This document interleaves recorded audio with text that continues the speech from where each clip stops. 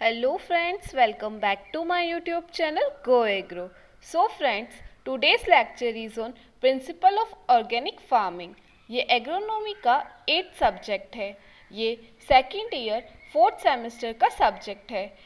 इस सब्जेक्ट में हम ऑर्गेनिक फार्मिंग के बारे में पढ़ेंगे। सो फ्रेंड्स, आज के लेक्चर का टॉपिक है ऑर्गेनिक फार्मिंग। ऑर्गेनिक फार्मिंग के डेफिनेशन, इसकी components, principles, basic steps, objective, advantages and disadvantages, ये सभी हम इस लेक्चर में समझेंगे। ये सभी टॉपिक्स हम आज के लेक्चर में पढ़ने वाले हैं। आज का वीडियो स्टार्ट करने से पहले आपको मैं बता देती हूँ, वीडियो के डिस्क्रिप्शन में गो एग्रो ऐप को डाउनलोड करने का लिंक दिया हुआ है। गो एग्रो ऐप पर आपको बीएससी एग्रीकल्चर के सेमेस्टर वाइज नोट्स के पीडीएफ मिल जाएंगे। Friends, download this app. इसके अलावा फ्रेंड्स, वीडियो के डिस्क्रिप्शन में गो एग्रो टेलीग्राम ग्रुप का लिंक दिया हुआ है। टेलीग्राम के थ्रू आप हमसे कनेक्ट कर सकते हैं। आपको वीडियो से रिलेटेड या फिर ऐप से रिलेटेड कोई भी डाउट है तो आप हमसे वहां पर शेयर कर सकते हैं। नाउ आज का लेक्चर हम स्टार्ट करते हैं। सबसे पहले ऑर्गेनिक फार्मिंग क्या होता है समझते हैं। ऑर्गेनिक फार्मिंग एक नेचुरल फार्मिंग सिस्टम है जिसमें हम सिंथेटिक कंपाउंड्स को अवॉइड करते हैं और उनका यूज़ नहीं करते हैं, जैसे कि fertilizers, pesticides, growth regulators and livestock feeding activities. यहाँ पर प्लांट्स की ग्रोथ के लिए कोई आर्टिफिशियल हार्मोन्स और प्लांट ग्रोथ रेगुलेटर्स का यूज़ नहीं करते हैं और कैटल्स को खिलाने के लिए और उनकी फीडिंग के लिए भी कोई सिंथेटिक प्रोडक्ट का यूज़ नहीं किया जाता है, बल्कि इसके बजाय नेचुरल प्रैक्टिस से ही फार्मिंग करते हैं। जैसे कि यहाँ पर क्रॉप रोटेशन किया जाता है, क्रॉप रेसिड्यूज़ को यूज़ किया जाता है, मींस हार्वेस्टिंग के बाद जो स्टबल्स बच जाते हैं, जो प्लांट पार्ट्स बच जाते हैं, उसे यूज़ किया जाता है। इसके अलावा animal manures, legumes, green manures, off farming waste, mechanical cultivation, biological pest control को यूज़ किया जाता है ताकि सॉइल की प्रोडक्टिविटी और टिल्थ को बढ़ा सके। नेचुरल मेथड से प्लांट्स को न्यूट्रिएंट प्रोवाइड कर सके और इंसेक्ट्स, वीड्स और पेस्ट को कंट्रोल करने के लिए भी बायोलॉजिकल पेस्ट कंट्रोल को यूज़ किया जाए, जैसे कि प्रीडेटर्स एंड पैरासिटोइड्स। और यहाँ पर हम केमिकल्स को पूरा अवॉइड करते हैं। ये था ऑर्गेनिक फार्मिंग की डेफिनेशन। ऑर्गेनिक फार्मिंग को सिंपली हम ऐसा भी बोल सकते हैं कि ऑर्गेनिक फार्मिंग एक एग्रीकल्चरल प्रैक्टिस है जिसमें हम बिना कोई सिंथेटिक प्रोडक्ट्स को यूज़ करे, केवल नेचुरल मेथड से और किसी नेचुरल प्रोडक्ट को यूज़ करके ही हम प्लांट की प्रोडक्टिविटी को बढ़ा सकें और एनिमल्स की भी रियरिंग कर सके। इसके बाद नेक्स्ट टॉपिक है components of organic farming. Organic farming के क्या क्या कंपोनेंट्स हैं और हम कौन कौन से मेथड्स यहाँ यूज़ कर सकते हैं समझते हैं। सबसे पहला है green leaf manure. Organic farming के लिए हम ग्रीन लीफ मैन्योर को यूज़ कर सकते हैं।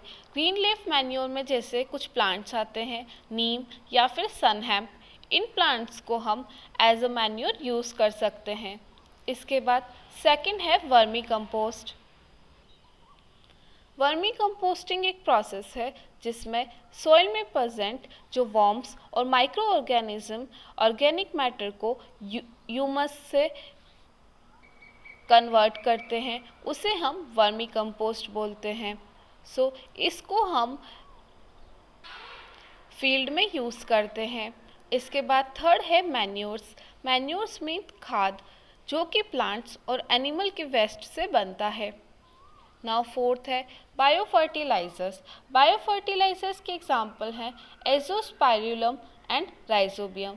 बायो फर्टिलाइज़र सॉइल में नाइट्रोजन फिक्सेशन करता है और फॉस्फोरस सोल्यूबलाइजिंग करता है। तो यहाँ पर कुछ बैक्टीरियाज होते हैं जैसे कि एजोस्पाइरुलम और राइजोबियम जो नाइट्रोजन फिक्सेशन का काम करते हैं। इसके बाद फिफ्थ है एनिमल हस्बेंड्री। ऑर्गेनिक फार्मिंग में हम एनिमल की रियरिंग भी करते हैं, मीन्स लाइव स्टॉक का पालन करना और उनको रेजिंग करना। इसके बाद सिक्स्थ है क्रॉप रोटेशन। जब किसी फील्ड में अलग अलग क्रॉप्स अल्टरनेटिवली लगाई जाती है तो वहाँ पर न्यूट्रिएंट अवेलेबिलिटी बढ़ जाती है और बोल सकते हैं कि वहाँ की सॉइल इम्प्रूव हो जाती है। सो क्रॉप रोटेशन मेथड को भी हम ऑर्गेनिक फार्मिंग में यूज़ करते हैं। सो ये थे ऑर्गेनिक फार्मिंग के कंपोनेंट्स। इसके बाद नेक्स्ट टॉपिक है principles of organic farming. Organic farming के क्या क्या प्रिंसिपल्स हैं समझते हैं। फर्स्ट है principle of health. Organic farming consumer की हेल्थ के लिए अच्छा होता है और हम बोल सकते हैं कि ऑर्गेनिक प्रोडक्ट्स कंज्यूमर को कोई हार्म नहीं करता है क्योंकि उसमें किसी भी टाइप के केमिकल्स का कंटेमिनेशन नहीं होता है। सो ये एक प्योर प्रोडक्ट है जिसे कोई भी कंज्यूमर यूज़ कर सकता है। इसके बाद सेकंड प्रिंसिपल है principle of ecology. Organic farming एक सस्टेनेबल मेथड है क्योंकि ये एनवायरनमेंट को हार्म नहीं करता है और फ्यूचर जनरेशन के लिए भी उसे कंजर्व करता है। यहाँ पर जैसा कि हम बोल सकते हैं ऑर्गेनिक फार्मिंग में हम किसी भी टाइप का केमिकल यूज़ नहीं करते हैं, सो सॉइल की क्वालिटी भी यहाँ पर मेंटेन रहती है और सॉइल डिग्रेड होने के चांसेस भी कम होते हैं। इसके बाद थर्ड प्रिंसिपल है principle of fairness. Organic farming का एम होता है कि वो कंज्यूमर को गुड क्वालिटी का फूड सप्लाई करे, मींस यहाँ पर कंज्यूमर और जो फार्मर होता है उसके बीच में एक फेयर रिलेशनशिप होता है, क्योंकि जब भी कोई कंज्यूमर ऑर्गेनिक प्रोडक्ट खरीदने जाता है तो उस प्रोडक्ट के ऊपर एक ट्रेडमार्क लगा होता है ऑर्गेनिक फार्मिंग का। सो इसीलिए हम बोल सकते हैं कि ये एक फेयर रिलेशनशिप को मेंटेन करते हैं। नाउ फोर्थ प्रिंसिपल है principle of care. So organic farmers consumer की हेल्थ की रिस्पॉन्सिबिलिटी लेते हैं। सो यहाँ पर ऑर्गेनिक फार्मर्स बोल सकते हैं कि वो कंज्यूमर्स की केयर करते हैं। इसके अलावा वो एनवायरनमेंट को हार्म भी नहीं करते हैं। So this all are the principles of organic farming. Now इसके बाद नेक्स्ट टॉपिक है basic steps of organic farming. So organic farming करने के लिए हमें क्या क्या स्टेप्स फॉलो करनी पड़ती है, क्या मेथड्स होते हैं समझते हैं। फर्स्ट है लैंड एंड क्रॉप मैनेजमेंट। सबसे पहले फार्मर्स को कन्वेंशनल लैंड को ऑर्गेनिक लैंड में कन्वर्ट करना पड़ता है। तो ये ऑर्गेनिक फार्मिंग की फर्स्ट स्टेप है। मींस जब भी किसी फार्मर को ऑर्गेनिक फार्मिंग करनी है तो उसे अपना जो पहले वाला लैंड है उसे ऑर्गेनिक लैंड में कन्वर्ट करना पड़ेगा। नाउ सेकंड है फार्म वेस्ट रिसाइकलिंग। मींस जो भी फार्मर्स की फील्ड में वेस्ट है, मींस हार्वेस्टिंग करने के बाद जो भी प्रोडक्ट बचता है उसे कैसे रिसाइकल करना है और रीयूज़ करते हैं। नाउ थर्ड है इंटीग्रेटेड ऑर्गेनिक वीड मैनेजमेंट। यहाँ पर वीड्स को कंट्रोल करने के लिए फार्मर वीडिसाइड जैसे केमिकल्स को यूज़ नहीं करते हैं, बल्कि यहाँ पे वो कुछ नेचुरल मेथड से ही उन्हें कंट्रोल करते हैं। जैसे कि वीड्स को कंट्रोल करने के लिए वो मल्चिंग कर सकते हैं। नाउ फोर्थ है बायोलॉजिकल कंट्रोल ऑफ पेस्ट। यहाँ पर पेस्ट को कंट्रोल करने के लिए फार्मर्स कुछ प्रीडेटर्स और पैरासिटॉइड्स को यूज़ करते हैं, मींस बायोलॉजिकल कंट्रोल एजेंट्स को यूज़ करते हैं, न कि किसी फिजिकल केमिकल और केमिकल प्रोडक्ट्स को यूज़ करते हैं। मींस यहाँ पर फार्मर्स पेस्ट को कंट्रोल करने के लिए कोई भी केमिकल्स अप्लाई नहीं करता है। नाउ फिफ्थ है bio insecticides and bio herbicides. So वही है कि ऑर्गेनिक फार्मिंग में अगर फार्मर्स को वीड्स को कंट्रोल करना है और इंसेक्ट्स को कंट्रोल करना है तो उसके लिए वो बायो इंसेक्टिसाइड्स और बायो हर्बिसाइड्स को यूज़ करेगा, न कि वो किसी केमिकल को यूज़ करेगा। नाउ सिक्स्थ है इंटीग्रेटेड प्लांट न्यूट्रिएंट मैनेजमेंट। सो जैसा कि हमने बोला, ऑर्गेनिक फार्मिंग करने के लिए पेस्ट, इंसेक्ट्स, वीड्स सबको कंट्रोल करना होगा और बायो कंट्रोल एजेंट्स का यूज़ करता है। लेकिन इसके बाद सबसे इम्पॉर्टेंट चीज़ होती है न्यूट्रिएंट अवेलेबिलिटी। सो फार्मर्स को न्यूट्रिएंट्स बढ़ाने के लिए, सॉइल के न्यूट्रिएंट्स को इम्प्रूव करने के लिए और न्यूट्रिएंट मैनेजमेंट के लिए वो मैन्योर्स, बायो फर्टिलाइज़र्स जैसे यूज़ कर सकता है। नाउ सेवेंथ है integrated farming system approach. Means organic farming के साथ वो कौन कौन सी प्रैक्टिसेस फॉलो करता है, जैसे कि crop rotation practice etcetera. So ये थी basic steps of organic farming. Now next topic है objectives of organic farming. Organic farming के क्या क्या ऑब्जेक्टिव्स हैं? फर्स्ट है टू प्रोड्यूस हाई क्वालिटी और हाई न्यूट्रिशनल क्वालिटी फूड। तो जैसा कि हम जानते हैं, ऑर्गेनिक फार्मिंग का मेन एम होता है कि वो न्यूट्रिशनल क्वालिटी के फूड को प्रोड्यूस कर सके। सेकंड है ऑर्गेनिक फार्मिंग एक ऐसा मेथड है जिसमें लाइफ एंड इन्वायरमेंट इंटरेक्ट करते हैं, वो भी बिना एक दूसरे को हार्म किए हुए। नाउ थर्ड है to maintain the soil fertility. जैसा कि हम जानते हैं, ऑर्गेनिक फार्मिंग में फार्मर्स कोई केमिकल का यूज़ नहीं करते हैं, जिससे सॉइल की फर्टिलिटी लंबे समय तक मेंटेन रहती है और सॉइल डिग्रेड नहीं होती है। नाउ फोर्थ है to avoid all forms of pollutions. Means agriculture में होने वाले जितने भी टाइप के पॉल्यूशंस होते हैं उसे कंट्रोल करने के लिए भी हम ऑर्गेनिक फार्मिंग को यूज़ कर सकते हैं। ऑर्गेनिक फार्मिंग ये सभी टाइप के पॉल्यूशन को कंट्रोल करता है। नाउ फिफ्थ है सॉइल एंड वाटर को कंजर्व करने के लिए। सॉइल और वाटर को कंजर्व करने के लिए हम ऑर्गेनिक फार्मिंग को यूज़ कर सकते हैं। नाउ सिक्स्थ है ऑर्गेनिक फार्मिंग में हम ऐसे सब्सटेंसेस को यूज़ करते हैं जो फिर से रीयूज़ और रिसाइकल्ड हो सकते हैं। नाउ सेवेंथ है to promote healthy use and proper care of water, water resources and all life therein. Means water में रहने वाले वाटर रिसोर्सेज और वाटर की जो लाइफ होती है उनका पूरा ध्यान रखा जाता है। मीन्स जब हम कन्वेंशनल फार्मिंग करते हैं तो उसमें जब हम केमिकल्स यूज़ करते हैं वो वाटर रिसोर्सेज में जाके वाटर को पल्यूट करता है और वाटर में जो लाइफ रहती है, वाटर में जो लिविंग ऑर्गेनिजम्स रहते हैं उनके लिए वो टॉक्सिक होते हैं। सो हम बोल सकते हैं कि ऑर्गेनिक फार्मिंग भी वाटर रिसोर्सेज और वाटर लाइफ फॉर्म्स की केयर करते हैं। सो ये सभी थे ऑब्जेक्टिव्स ऑफ ऑर्गेनिक फार्मिंग। इसके बाद अब हम एडवांटेजेस समझते हैं। ऑर्गेनिक फार्मिंग के क्या क्या एडवांटेजेस हैं और हम इसे क्यों यूज़ करते हैं। फर्स्ट है ऑर्गेनिक फार्मिंग एनवायरनमेंट की हेल्थ को मेंटेन करते हैं और पोल्यूशन को भी कम करते हैं। Second, organic farming method biodiversity को कंट्रोल करता है। नाउ थर्ड, ऑर्गेनिक फार्मिंग हम रिसोर्सेज को शॉर्ट टर्म के लिए यूज़ करते हैं और उन्हें लंबे समय तक बचाते हैं, क्योंकि अपन जानते हैं कि ऑर्गेनिक फार्मिंग एक सस्टेनेबल मेथड है। ये फ्यूचर जनरेशन के लिए भी रिसोर्सेज को कंजर्व करता है।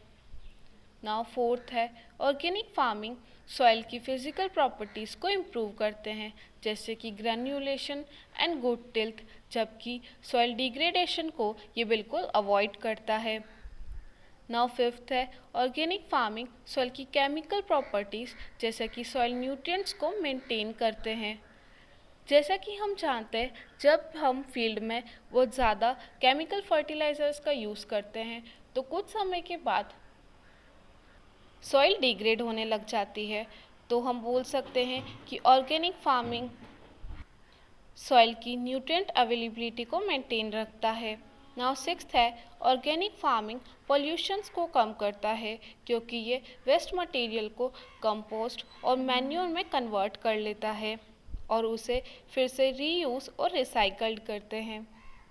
नाउ सेवेंथ है, ऑर्गेनिक फार्मिंग का सबसे बड़ा एडवांटेज है कि यहाँ पर कोई भी केमिकल का यूज़ नहीं किया जाता है, जिससे ह्यूमन हेल्थ और एनिमल हेल्थ को कोई भी अफेक्ट नहीं होता है, क्योंकि ऑर्गेनिक प्रोडक्ट्स में किसी भी टाइप का केमिकल रेसिड्यूज नहीं होता है। तो जैसा कि हम जानते हैं, हम कोई भी फ्रूट्स लेकर आते हैं मार्केट से, अगर वो ऑर्गेनिक नहीं है तो उसमें केमिकल रेसिड्यूज प्रेजेंट होते हैं, जो फील्ड में एग्रीकल्चर करने के लिए जो फार्मर्स पेस्टिसाइड्स और इंसेक्टिसाइड्स यूज़ करते हैं तो उसके केमिकल रेसिड्यूज उस फ्रूट के अंदर प्रेजेंट होते हैं। लेकिन ऑर्गेनिक फार्मिंग के प्रोडक्ट्स में ऐसा कुछ भी कंटेमिनेशन नहीं होता है और वो ह्यूमन हेल्थ और एनिमल हेल्थ का पूरा ध्यान रखते हैं। ये थे एडवांटेजेस ऑफ ऑर्गेनिक फार्मिंग। इसके बाद नेक्स्ट टॉपिक है disadvantages of organic farming. Organic farming के क्या क्या डिसएडवांटेजेस है। फर्स्ट है, जब हम कन्वेंशनल लैंड को ऑर्गेनिक लैंड में कन्वर्ट करते हैं तो स्टार्टिंग में कुछ सालों तक क्रॉप लॉस होना फिक्स्ड है। ये इसका एक डिसएडवांटेज है। जैसा कि हम जानते हैं, जब हमें ऑर्गेनिक फार्मिंग करनी होती है तो सबसे पहले हमें कन्वेंशनल लैंड को ऑर्गेनिक लैंड में कन्वर्ट करना पड़ता है। तो जब हम कन्वेंशनल लैंड को ऑर्गेनिक लैंड में कन्वर्ट करेंगे तब क्रॉप लॉस होता है। सेकेंड पॉइंट है, ऑर्गेनिक प्रोडक्ट्स को सेल करने के लिए अभी तक कोई प्रॉपर मार्केट डेवलप नहीं हुआ है। हम बोल सकते हैं कि ऑर्गेनिक फार्मिंग को अभी तक भी ज़्यादा फार्मर्स यूज़ नहीं करते हैं। थर्ड पॉइंट है, जब हम ऑर्गेनिक फार्मिंग में पेस्ट को कंट्रोल करने के लिए कोई बायोलॉजिकल प्रीडेटर्स का यूज़ करते हैं तो बायोलॉजिकल प्रीडेटर्स मिलना इजी नहीं होता है, क्योंकि कन्वेंशनल लैंड में जब हम केमिकल्स का यूज़ करते हैं तो उससे उस फील्ड में बायोलॉजिकल कंट्रोल एजेंट्स कम होने लग जाते हैं और उन्हें रिकवर होने में 1 to 2 ईयर लग जाते हैं, जिसकी वजह से हम बोल सकते हैं कि स्टार्टिंग में क्रॉप लॉस होता है। नाउ फोर्थ पॉइंट है, ऑर्गेनिक फार्मिंग के लिए हम जो इनपुट यूज़ करते हैं जैसे कि farmyard manure, compost, vermicompost, वो कम अवेलेबल होते हैं और क्योंकि इसमें न्यूट्रिएंट्स का काफ़ी कम अमाउंट होता है, इसीलिए हमें इसे ज़्यादा क्वांटिटी में यूज़ करना पड़ता है। ये इसका एक डिसएडवांटेज है। जैसा कि हम जानते हैं, जब हम कन्वेंशनल फार्मिंग करते हैं तो उसमें हम यूरिया जैसे केमिकल्स का यूज़ करते हैं, तो इनमें न्यूट्रिएंट्स की अवेलेबिलिटी बहुत ज़्यादा होती है और न्यूट्रिएंट्स का अमाउंट बहुत ज़्यादा प्रेजेंट होता है। लेकिन वहीं अगर हम कंपोस्ट और मैन्योर या फिर बायो फर्टिलाइज़र का यूज़ करते हैं तो उसमें न्यूट्रिएंट्स का अमाउंट काफ़ी कम होता है। तो उन न्यूट्रिएंट्स के लिए हमें उन्हें काफ़ी बल्क क्वांटिटी में यूज़ करना पड़ता है और बल्क क्वांटिटी में अवेलेबिलिटी होना इतना पॉसिबल नहीं है। फ्रेंड्स, ये लेक्चर यहाँ पर फिनिश हो गया है। Now thanks for watching and please video देखने के बाद गो एग्रो ऐप को डाउनलोड करना ना भूलें। गो एग्रो ऐप पर आपको बीएससी एग्रीकल्चर के सेमेस्टर वाइज नोट्स के पीडीएफ मिल जाएंगे। इसके अलावा वीडियो के डिस्क्रिप्शन में आपको टेलीग्राम ग्रुप का लिंक दिया हुआ है। टेलीग्राम के थ्रू आप हमसे कनेक्ट कर सकते हैं। आपको वीडियो से रिलेटेड या फिर ऐप से रिलेटेड कोई भी प्रॉब्लम है तो आप हमसे वहाँ पर शेयर कर सकते हैं। Again, thanks for watching and don't forget to like, subscribe and share.